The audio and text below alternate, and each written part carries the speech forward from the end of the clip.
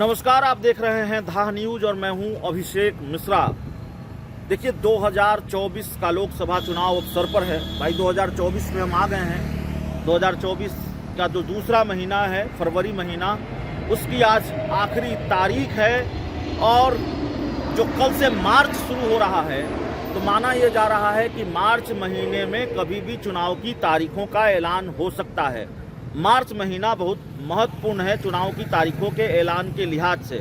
ऐसे में सवाल यह है कि सीट बंटवारा कब तक होगा इंडिया में, एनडीए में। तो सीट बंटवारे को लेकर ही हम खबर लेकर आए हैं। एनडीए में सीट बंटवारे को लेकर खबर लाए हैं और एनडीए में सीट बंटवारे का जो पेच है वो किस तरह से उलझता हुआ नजर आ रहा है, उसको लेकर अंदर खाने से जो बड़ी जानकारी निकलकर सामने आ रही है वो जानकारी हम लेकर आए हैं। देखिए, नीतीश कुमार ने मामला फिर फंसा दिया है। नीतीश कुमार ने मुश्किल फिर बढ़ा दी है भारतीय जनता पार्टी की, और कमोबेश उसी तरह से मुश्किल बढ़ा दी है जैसे वो इंडिया गठबंधन में रहते हुए कांग्रेस की बढ़ा रहे थे। सीट शेयरिंग में देरी का ठीकरा जेडीयू कांग्रेस के सर फोड़ रही थी। कांग्रेस आरजेडी को सीधा मैसेज दिया जा रहा था, आप कितनी सीटों पर लड़ेंगे उससे हमको कोई मतलब नहीं है। 16 हमारे सांसद हैं तो 16 से कम पर तो हम बात करेंगे भी नहीं। 17 सीट हम लड़ेंगे और जो सांसद हैं हमारे 16 जितनी सीटें हम जीते हुए हैं उतनी सीटों पर तो कम से कम लड़ेंगे। तो इंडिया गठबंधन में ये स्थिति थी और अपनी पार्टी के बड़े नेताओं को, अपने करीबी नेताओं को नीतीश कुमार ने मोर्चा संभालने के लिए लगा रखा था। तो वो मोर्चा खोले रहते थे कांग्रेस के खिलाफ और मैसेज देते रहते थे कि भाई हम कम पर बात नहीं करेंगे, हम 16 सीटों पर लड़ेंगे।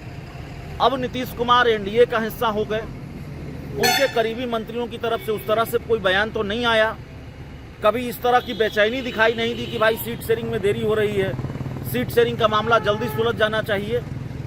लेकिन इतना जरूर है कि अब अंदर खाने से जो खबर निकलकर सामने आ रही है वो जानकारी ये है कि नीतीश कुमार ने भारतीय जनता पार्टी के साथ कमोबेश वही खेल करना शुरू कर दिया है, 16 सीटों वाला, कि भाई देखिए हमारा गठबंधन आपके साथ है, पिछली बार भी आप ही के साथ था, तब हम 17 सीटों पर लड़े थे।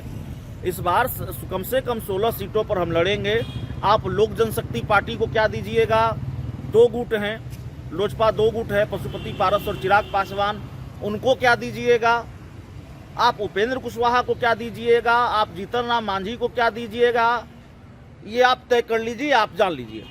लेकिन 16 हमारे सांसद हैं, 16 सीटों पर हम लड़ेंगे। हाँ, सिटिंग सीटों की जहां तक बात है, जनता दल यूनाइटेड, जेडीयू 1-2 सीटें इधर उधर करने को तैयार है, वो भी 1-2, बहुत सीटों की गुंजाइश नहीं है। बहुत सीटों की अदला बदली करने के मूड में नीतीश कुमार नहीं है। बहुत सीटों की अदला बदली की गुंजाइश यहाँ पर नहीं है। 1-2 सीटों से समझौता हो सकता है, 1-2 सीटों की अदला बदली यहाँ हो सकती है, ज्यादा सीटों की अदला बदली नहीं हो सकती है। जैसे काराकाट लोकसभा की सीट है, ये लोकसभा सीट नीतीश कुमार या जेडीयू छोड़ने के लिए तैयार है उपेंद्र कुशवाहा के लिए। उपेंद्र कुशवाहा काराकाट लोकसभा सीट से 2014 में सांसद रहे हैं, 2019 में हार चुके हैं, 2024 के लिए वो फिर तैयारी कर रहे हैं। तो काराकाट लोकसभा सीट के लिए जेडीयू मान गई है, जो अंदर खाने से खबर है। उपेंद्र कुशवाहा के लिए काराकाट लोकसभा सीट छोड़ी जा रही है। काराकाट लोकसभा सीट से एनडीए के उम्मीदवार उपेंद्र कुशवाहा ही होंगे। नीतीश कुमार अपनी एक सिटिंग सीट की कुर्बानी देने जा रहे हैं, लेकिन सिटिंग सीटों की कुर्बानी बहुत ज़्यादा नीतीश कुमार देंगे ऐसा नहीं है।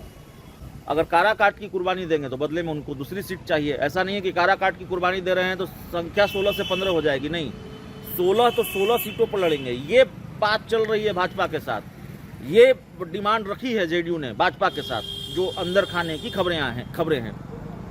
तो अभी सीट शेयरिंग का जो मामला है वो किस तरह से फंसता है, बहुत वक्त नहीं रह गया है सीट बंटवारे के ऐलान में, तो कितनी जल्दी ऐलान हो जाएगा और किस तरह का ऐलान होगा, किस तरह का फार्मूला एनडीए में तैयार होता है, ये देखना भी बहुत दिलचस्प होगा। बहुत बहुत धन्यवाद।